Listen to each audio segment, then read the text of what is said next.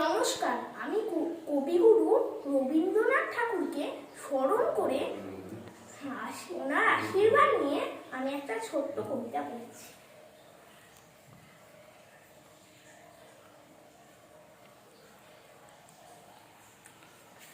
নমস্কার।